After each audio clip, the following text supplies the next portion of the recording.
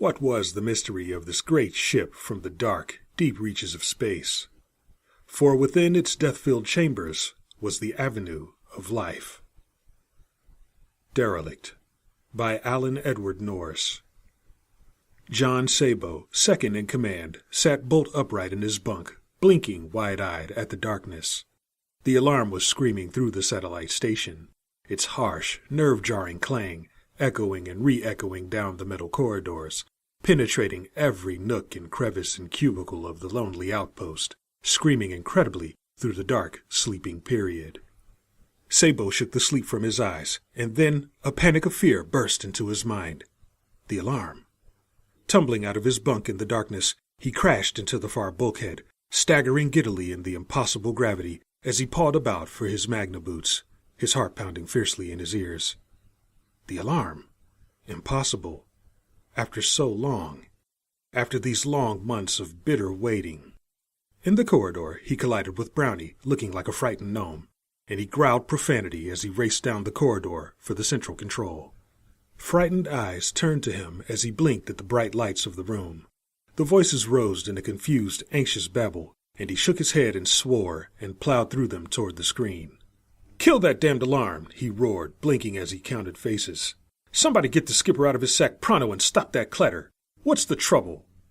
The radio man waved feebly at the view screen, shimmering on the great side panel. "We just picked it up." It was a ship moving in from beyond Saturn's rings, a huge, gray-black blob in the silvery screen, moving in toward the station with ponderous, clumsy grace, growing larger by the second as it sped toward them. Sabo felt the fear spill over in his mind, driving out all thought, and he sank into the control chair like a well-trained automaton. His gray eyes were wide, trained for long military years to miss nothing. His fingers moved over the panel with deft skill. "Get the men to the stations," he growled, "and will somebody kindly get the skipper down here if he can manage to take a minute?" "I'm right here." The little graying man was at his elbow, staring at the screen with angry red eyes. "Who told you to shut off the alarm?" "Nobody told me. Everyone was here, and it was getting on my nerves." "What a shame." Captain Loomis' voice was icy. "I give the orders on this station," he said smoothly, "and you'll remember it." He scowled at the great gray ship looming closer and closer. "What's its course?" "Going to miss us by several thousand kilos at least." "Look at that thing. It's traveling." "Contact it. This is what we've been waiting for." The captain's voice was hoarse. Sabo spun a dial and cursed. "No luck. Can't get through. It's passing us." "Then grapple it, stupid. You want me to wipe your nose too?" Sabo's face darkened angrily. With slow precision, he set the servo fixes on the huge gray hulk looming up in the viewer, and then snapped the switches sharply. Two small servos shoved their blunt noses from the landing port of the station and slipped silently into space alongside. Then, like a pair of trained dogs, they sped on their beams straight out from the station toward the approaching ship. The intruder was dark, moving at tremendous velocity past the station, as though unaware of its existence. The servos moved out and suddenly diverged in reverse, twisting in long arcs to come alongside the strange ship, finally moving in at the same velocity on either side. There was a sharp flash of contact power. Then, like a mammoth slow-motion monster, the ship jerked in mid-space and turned a graceful infra-end arc as the servo-grapplers gripped it like leeches and whined, glowing ruddy, with the jolting power flowing through them. Sabo watched, hardly breathing, until the great ship spun and slowed and stopped. Then it reversed direction, and the servos led it triumphantly back toward the landing port of the station. Sabo glanced at the radio man, a frown creasing his forehead. Still nothing. Not a peep. He stared out at the great ship, feeling a chill of wonder and fear crawl up his spine. "So this is the mysterious puzzle of Saturn," he muttered. "This is what we've been waiting for." There was a curious, eager light in Captain Loomis' eyes as he looked up. "Oh no, not this." "What?" "Not this. The ships we've seen before were tiny and flat." His little eyes turned toward the ship and back to Sabo's heavy face.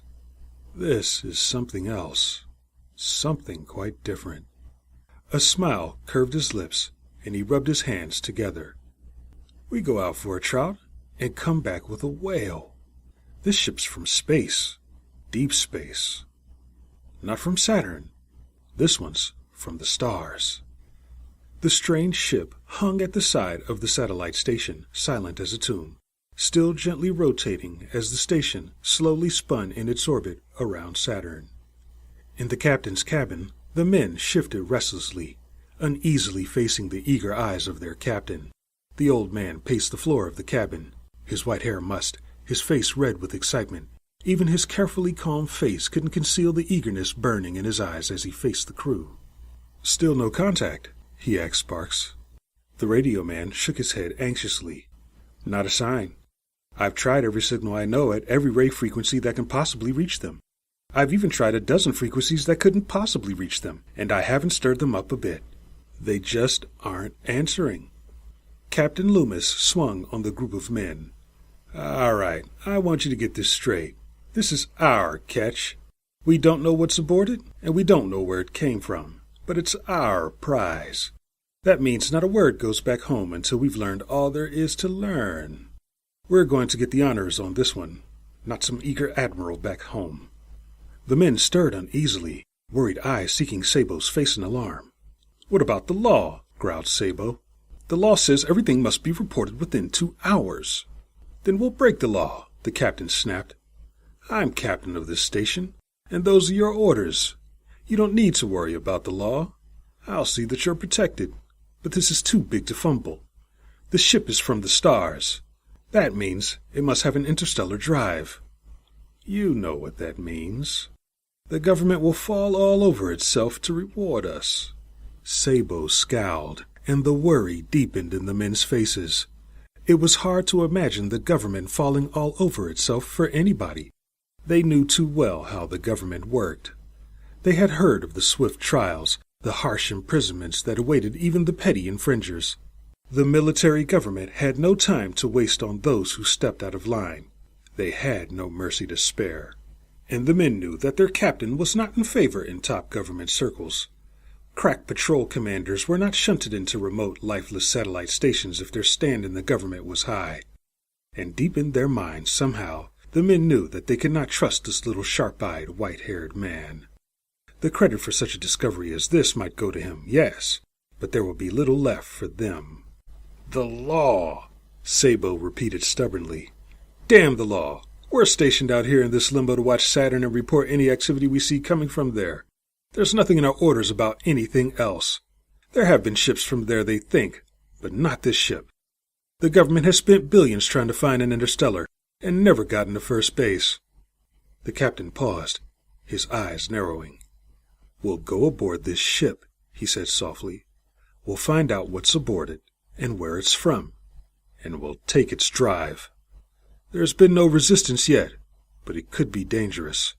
We can't assume anything. The boarding party will report everything they find to me. One of them will have to be a drive man. That's you, Brownie." The little man with the sharp black eyes looked up eagerly. "I don't know if I can tell anything." "You can tell more than anyone else here. Nobody else knows space drive. I'll count on you. If you bring back a good report, perhaps we can cancel out certain unfortunate items in your record. But one other should board with you." His eyes turned toward John Sabo. "Not me. This is your goat." The mate's eyes were sullen. "This is gross breach and you know it. They'll have you in irons when we get back. I don't want anything to do with it." "You're under orders, Sabo. You keep forgetting." "They're illegal orders, sir." "I'll take responsibility for that." Sabo looked the old man straight in the eye. "You mean you'd sell us down a rat hole to save your skin? That's what you mean." Captain Loomis' eyes widened incredulously. Then his face darkened, and he stepped very close to the big man. "You'll watch your tongue, I think," he gritted. "Be careful what you say to me, Sabo. Be very careful, because if you don't, you'll be in irons, and we'll see just how long you last when you get back home. Now you've got your orders. You'll board this ship with Brownie." The big man's fists were clenched until the knuckles were white. "You don't know what's over there," he burst out. "We could be slaughtered." The captain's smile was unpleasant. "That would be such a pity," he murmured. "I'd really hate to see it happen." The ship hung dark and silent, like a shadowy ghost.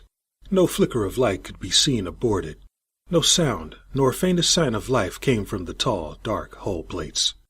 It hung there, huge and imponderable, and swung around with the station in its silent orbit. The men huddled around Sabo and Brownie, helping them into their pressure suits, checking their equipment. They had watched the little scanning beetles crawl over the surface of the great ship, examining, probing every nook and crevice, reporting crystals and metals and irons, while the boarding party prepared. And still the radio man waited alertly for a flicker of life from the solemn giant. Frightened as they were of their part in the illegal secrecy, the arrival of the ship had brought a change in the crew, lighting fires of excitement in their eyes. They moved faster, their voices were lighter, more cheerful. Long months on the station had worn on their nerves, out of contact with their homes, on a mission that was secretly jeered as utter government folly. Ships had been seen, years before, disappearing into the sullen, bright atmospheric crust of Saturn, but there had been no sign of anything since. And out there, on the lonely guard station, nerves had run ragged, always waiting, always watching, wearing away even the iron discipline of their military background. They grew bitterly weary of the same faces, the same routine, the constant repetition of inactivity. And through the months they had watched with increasing anxiety the conflict growing between the captain and his bitter, sullen-eyed second-in-command, John Sabo. And then the ship had come, incredibly from the depths of space, and the tensions of loneliness were forgotten in the flurry of activity. The locks whined and opened as the two men moved out of the station on the little propulsion sleds, linked to the station with light silk guide ropes. Sabo settled himself on the sled, cursing himself for falling so foolishly into the captain's scheme, cursing his tongue for wandering, and deep within him he felt a new sensation, a vague uneasiness and insecurity that he had not felt in all his years of military life. The strange ship was a variant, an imponderable factor thrown suddenly into his small world of hatred and bitterness, forcing him into unknown territory, throwing his mind into a welter of doubts and fears. He glanced uneasily across at Brownie, vaguely wishing that someone else were with him. Brownie was a troublemaker. Brownie talked too much. Brownie philosophized in a world that ridiculed philosophy. He'd known men like Brownie before, and he knew that they couldn't be trusted. The gray hole gleamed at them as they moved toward it, a monstrous wall of polished metal. There were no dents, no surface scars from its passage through space. They found an entrance lock without difficulty near the top of the ship's great hull, and Brownie probed the rim of the lock with a dozen instruments, his dark eyes burning eagerly. And then, with a squeal that grated in Sabo's ears, the oval part of the ship quivered and slowly opened. Silently, the sleds moved into the opening. They were in a small vault, quite dark, and the sleds settled slowly into a metal deck. Sabo eased himself from the seat, tuning up his audios to their highest sensitivity, moving over to Brownie. Momentarily, they touched helmets, and Brownie's excited voice came to him, muted but breathless. "No trouble getting it open. It worked on the same principle as ours." "Better get to work on the inner lock." Brownie shot him a sharp glance. "But what about inside? I mean, we can't just walk in on them." "Why not? We tried to contact them." Reluctantly, the little engineer began probing the inner lock with trembling fingers. Minutes later, they were easing themselves through, moving slowly down the dark corridor, waiting with pounding hearts for a sound, a sign. The corridor joined another, and then still another, until they reached a great oval door. And then they were inside, in the heart of the ship, and their eyes widened as they stared at the thing in the center of the great vaulted chamber. "My God!" Brownie's voice was a hoarse whisper in the stillness. "Look at them, Johnny." Sabo moved slowly across the room toward the frail, crushed form lying against the great, gleaming panel. Thin, almost boneless arms were pasted against the hard metal. An oval, humanoid skull was crushed like an eggshell into the knobs and levers of the control panel. Sudden horror shot through the big man as he looked around. At the far side of the room was another of the things, and still another, mashed like lifeless jelly into the floors and panels. Gently, he peeled off a bit of the jelly away from the metal, then turned with a mixture of wonder and disgust. "All dead," he muttered. Brownie looked up at him, his hands trembling. "No wonder there was no sign." He looked about helplessly. "It's a derelict, Johnny. A wanderer. How could it have happened? How long ago?" Sabo shook his head, bewildered. "Then it was just a chance that it came to us, that we saw it. No pilots, no charts. It might have wandered off for centuries." Brownie stared about the room, a frightened look on his face. And then he was leaning over the control panel, probing the array of levers, his finger working eagerly at the wiring. Sabo nodded approvingly. "We'll have to go over it with a comb," he said. "I'll see what I can find in the rest of the ship. You go ahead on the controls and drive." Without waiting for an answer, he moved swiftly from the round chamber, out into the corridor again, his stomach almost sick. It took them many hours. They moved silently, as if even a slight sound might disturb the sleeping alien forms smashed against the dark metal panels. In another room were the charts, great, beautiful charts, totally unfamiliar, studded with star formations he had never seen, noted with curious, meaningless symbols. As Sabo worked, he heard Brownie moving down into the depths of the ship, toward the giant engine rooms. And then some silent alarm clicked into place in Sabo's mind, tightening his stomach, screaming to be heard. Heart pounding, he dashed down the corridor like a cat, seeing again in his mind the bright, eager eyes of the engineer. Suddenly, the meaning of that eagerness dawned on him. He scampered down a ladder, along the corridor, and down another ladder, down to the engine room, almost colliding with Brownie as he crossed from one of the engines to a battery of generators on the far side of the room. "Brownie! What's the trouble?" Sabo trembled, then turned away. "Nothing," he muttered. "Just a thought." But he watched as the little man snaked into the labyrinth of dynamos and coils and wires, peering eagerly, probing, searching, making notes in the little pad in his hand. Finally, hours later, they had moved again toward the lock where they had left their sleds. Not a word passed between them. The uneasiness was strong in Sabo's mind now, growing deeper, mingling with fear and a premonition of impending evil. A dead ship, a derelict, come to them by merest chance from some unthinkably remote star. He cursed, without knowing why, and suddenly he felt he hated Brownie as much as he hated the captain waiting for them in the station. But as he stepped into the station's lock, a new thought crossed his mind, almost dazzling him with its unexpectedness. He looked at the engineer's thin face, and his hands were trembling as he opened the pressure suit. He deliberately took longer than was necessary to give his report to the captain, dwelling on unimportant details, watching with malicious amusement the captain's growing annoyance. Captain Loomis' eyes kept sliding to Brownie, as though trying to read the information he wanted from the engineer's face. Sabo rolled up the charts slowly, stowing them in a pile on the desk. "That's the picture, sir. Perhaps a qualified astronomer could make something of it. I haven't the knowledge or the instruments. The ship came from outside the system beyond doubt. Probably a planet with lighter gravity than our own, judging from the frailty of the creatures. Oxygen breathers, from the looks of their gas storage. If you ask me, I'd say—" All right, the captain breathed impatiently. "You can write it up and hand it to me. It really isn't important where they came from, or whether they breathe oxygen or fluorine." He turned his eyes to the engineer and lit a cigar with trembling fingers. "The important thing is how they got here. The drive, Brownie. You went over the engines carefully? What did you find?" Brownie twitched uneasily and looked at the floor. "Oh, yes.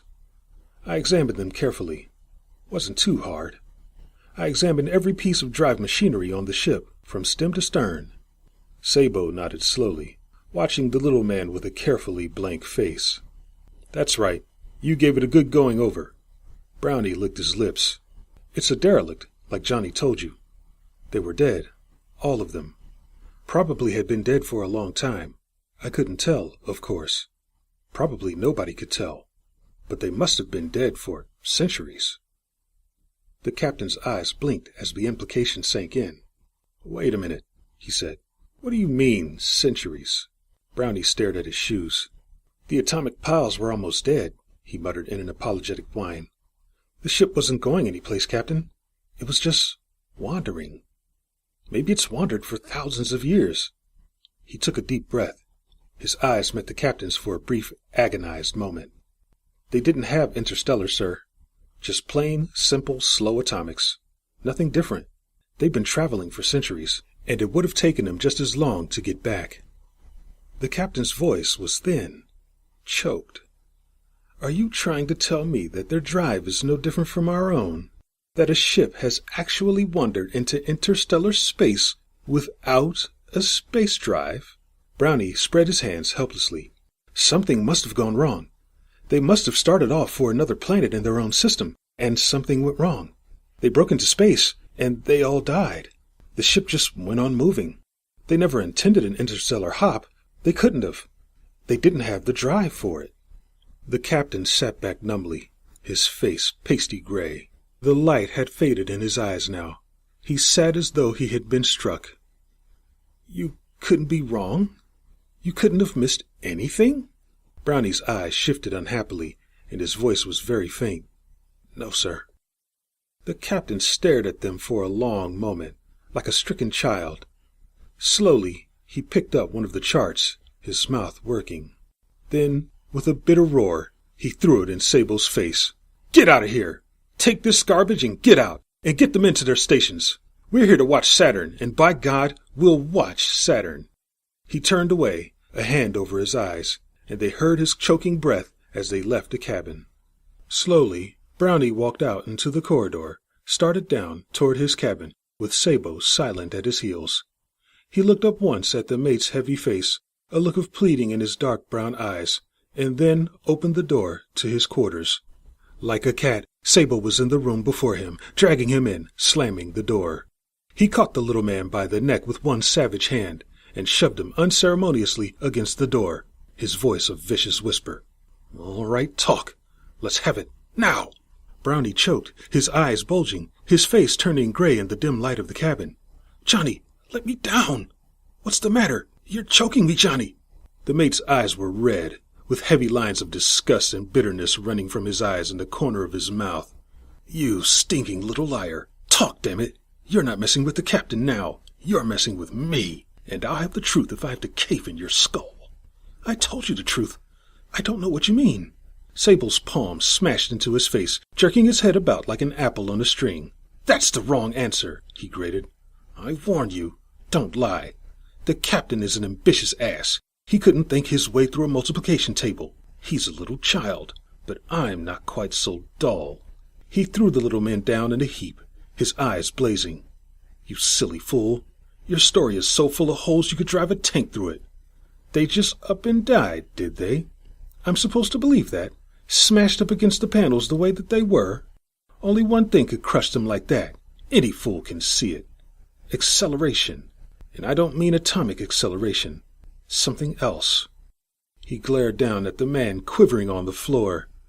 "They had interstellar drive, didn't they, Brownie?"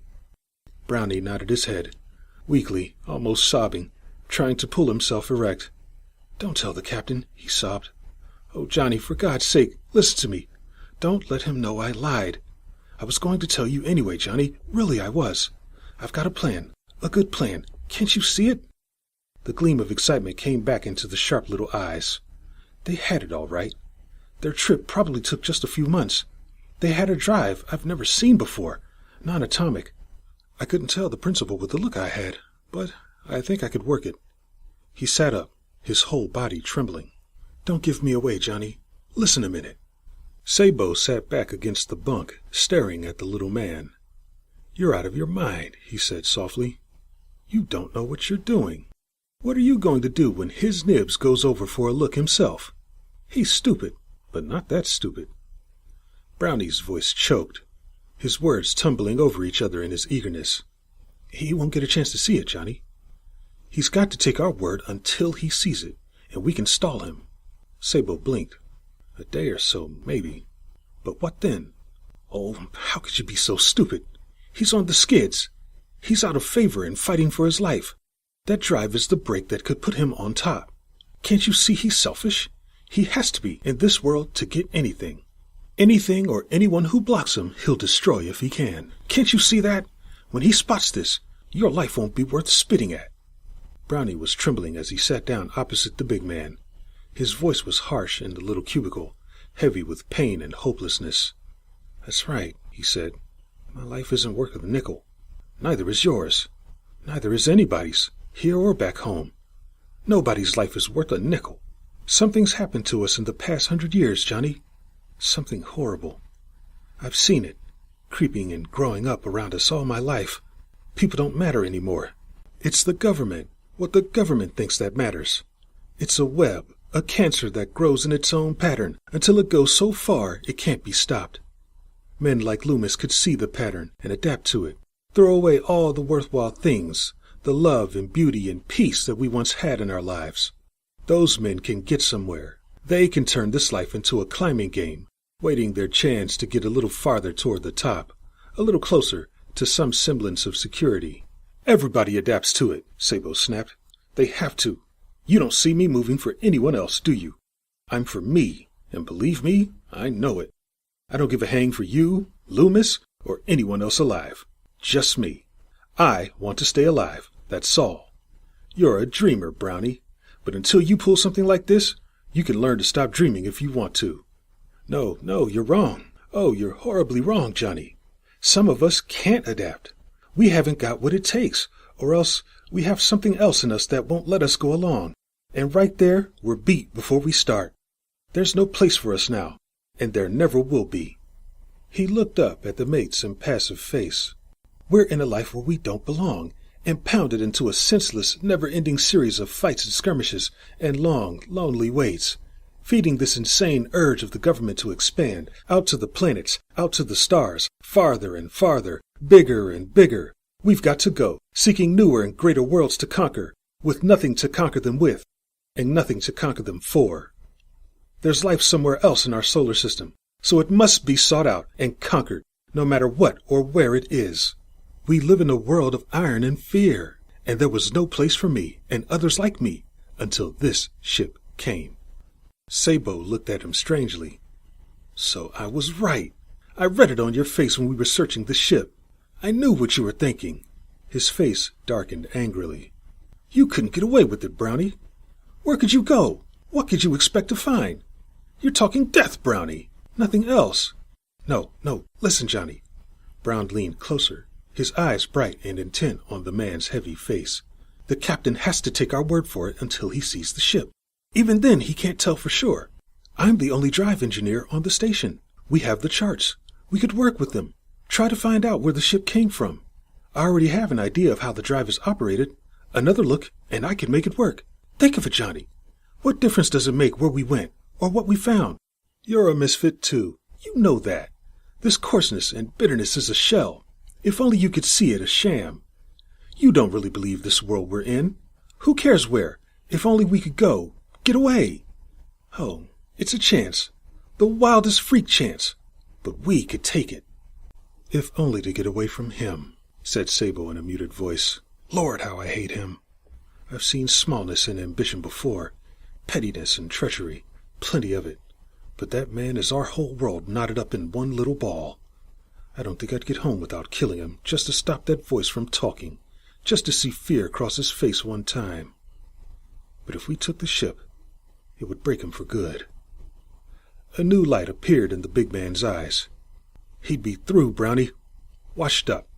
And we'd be free." Sabo's eyes were sharp. "What about the acceleration? It killed those that came in the ship. But they were so frail, so weak. Light, brittle bones and soft jelly. Our bodies are stronger. We could stand it." Sabo sat for a long time, staring at Brownie. His mind was suddenly confused by the scope of the idea, racing in myriad twirling fantasies, parading before his eyes the long, bitter, frustrating years, the hopelessness of his own life, the dull, aching feeling he felt deep in his stomach and bones each time he sat back down on earth to join the teeming throngs of hungry people. He thought of the rows of drab apartments, the thin faces, the hollow, hunted eyes of the people he had seen. He knew that was why he was a soldier. Because soldiers ate well. They had time to sleep. They were never allowed long hours to think and wonder and grow dull and empty. But he knew his life had been barren. The life of a mindless automaton, moving from place to place, never thinking, never daring to think or speak, hoping only to work without pain each day and sleep without nightmares. And then he thought of the nights in his childhood when he had lain awake, sweating with fear, as the airship screamed across the dark sky above, bound he never knew where. And then, hearing in the far distance the booming explosion, he had played that horrible little game with himself, seeing how high he could count before he heard the weary, plodding footsteps of the people on the road moving on to another place. He had known, even as a little boy, that the only safe place was in those bombers, that the place for survival was in the striking armies, and his life had followed the hard-learned pattern, twisting him into the cynical mold of the mercenary soldier, dulling the quick and the clever mind, drilling into him the ways and responses of order and obey, stripping him of his heritage of love and humanity. Others less thoughtful had been happier. They had succeeded in forgetting the life that they had known before. They had been able to learn easily and well the lessons of the repudiation of the rights of men which had crept like a blight through the world. But Sabo, too, was a misfit, wrenched into a mold he could not fit. He had sensed it vaguely, never really knowing when or how he had built the shell of toughness and cynicism, but also sensing vaguely that it was built, and that in it he could hide somehow, and laugh at himself and his leaders and the whole world through which he plodded. He had laughed, but there had been long nights in the narrow darkness of spaceship bunks when his mind pounded at the shell, screaming out in nightmare, and he had wondered if he had really lost his mind. His gray eyes narrowed as he looked at Brownie, and he felt his heart pounding in his chest, pounding with a fury that he could no longer deny. "It would have to be fast," he said softly. "Like lightning. Tonight, tomorrow, very soon." "Oh, yes, I know that. But we can do it." "Yes," said Sabo with a hard, bitter glint in his eyes. "Maybe we can." The preparation was tense. For the first time in his life, Sabo knew the meaning of real fear, felt the clinging aura of sudden death in every glance, every word of the men around him. It seemed incredible that the captain didn't notice the brief exchanges with the little engineer, or his own sudden appearances and disappearances about the station. But the captain sat in his cabin with angry eyes, snapping answers without even looking up. Still, Sabo knew that the seeds of suspicion lay planted in his mind, ready to burst forth with awful violence at any slight provocation. As he worked, the escape assumed greater and greater proportions in Sabo's mind. He knew with increasing urgency and daring that nothing must stop him. The ship was there, the only bridge away from a life that he could no longer endure, and his determination blinded him to caution. Primarily, he pondered over the charts, while Brownie, growing hourly more nervous, poured his heart into a study of his notes and sketches. A second look at the engines was essential. The excuses he concocted for returning to the ship was recklessly slender, and Sabo spent a grueling 5 minutes dissuading the captain from accompanying him. But the captain's eyes were dull, and he walked his cabin sunk in a gloomy, remorseful trance. The hours passed, and the men saw, in despair, that more precious, dangerous hours would be necessary before the flight could be attempted. And then, abruptly, Sabo got the call to the captain's cabin. He found the old man at his desk, regarding him with cold eyes, and his heart sank. The captain motioned him to a seat, and then sat back, lighting a cigar with painful slowness. "I want you to tell me," he said in a lifeless voice, "exactly what Brownie thinks he's doing." Sabo went cold. Carefully, he kept his eyes on the captain's face. "I guess he's nervous," he said. "He doesn't belong on a satellite station. He belongs at home. The place gets on his nerves. I don't like his report." "I know," said Sabo. The captain's eyes narrowed. It was hard to believe. Ships just don't happen out of space. They don't wander out of interstellar by accident either. An unpleasant smile curled his lips. "I'm not telling you anything new. I wouldn't want to accuse Brown of lying, of course. Or you either. But we'll know soon. A patrol craft will be here from the Triton supply base in an hour. I signaled as soon as I had your reports. The smile broadened maliciously. The patrol craft will have experts aboard. Space drive experts. They'll review your report. An hour. The captain smiled. That's what I said. In that hour, you could tell me the truth. I'm not a drive man. I'm an administrator and organizer and director. You're the technicians. The truth now could save you much unhappiness in the future. Sabo stood up heavily. You've got your information, he said with a bitter laugh. The patrol craft will confirm it. The captain's face went a shade grayer. All right, he said. Go ahead, laugh. I told you anyway. Sabo didn't realize how his hands were trembling until he reached the end of the corridor. In despair, he saw the plan crumbling beneath his feet, and with despair came the cold undercurrent of fear. The patrol would discover them, disclose the hoax. There was no chance left. Ready or not, they'd have to leave. Quickly, he turned into the central control room where Brownie was working. He sat down, repeating the captain's news in a soft voice. An hour? But how can we? We've got to. We can't quit now. We're dead if we do. Brown's eyes were wide with fear. But can't we stall them somehow? Maybe if we turn on the captain. The crew would back him. They wouldn't dare go along with us. We've got to run. Nothing else. He took a deep breath. Can you control the drive? Brownie stared at his hands. I think so. I can only try. You've got to. It's now or never. Get down to the lock, and I'll get the charts. Get the sleds ready. He scooped the charts from his bunk, folded them carefully, and bound them swiftly with cord. Then he ran silently down the corridor to the landing port lock. Brownie was already there, in the darkness, closing the last clamps on his pressure suit. Sabo handed him the charts and began the laborious task of climbing into his own suit, panting in the darkness. And then the alarm was clanging in his ear, and the lock was flooded with brilliant light. Sabo stopped short, a cry on his lips, staring at the entrance to the control room. The captain was grinning, a nasty, evil grin, his eyes hard and humorless as he stood there flanked by 3 crewmen. His hand gripped an ugly power gun tightly. He just stood there, grinning. His voice was like fire in Sabo's ears. Too bad, he said softly. You almost made it, too. Trouble is, 2 can't keep a secret. Shame, Johnny. A smart fellow like you. I might have expected as much from Brownie, but I thought you had more sense. Something snapped in Sabo's mind. Then, with a roar, he lunged at the captain's feet, screaming his bitterness and rage and frustration, catching the old man's calves with his powerful shoulders. The captain toppled, and Sabo was fighting for the power gun, straining with all his might to twist the gun from the thin hand, and he heard his voice shouting, Run! Go, Brownie! Make it go! The lock was open, and he saw Brownie's sled nose out into the blackness. The captain choked, his face purple. Get him! Don't let him get away!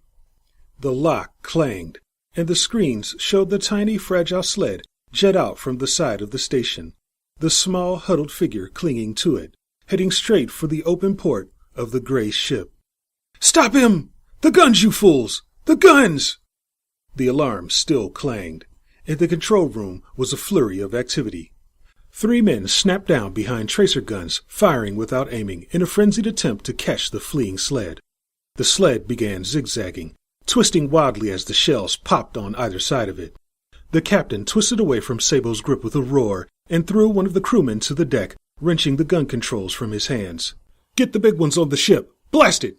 If it gets away, you'll all pay!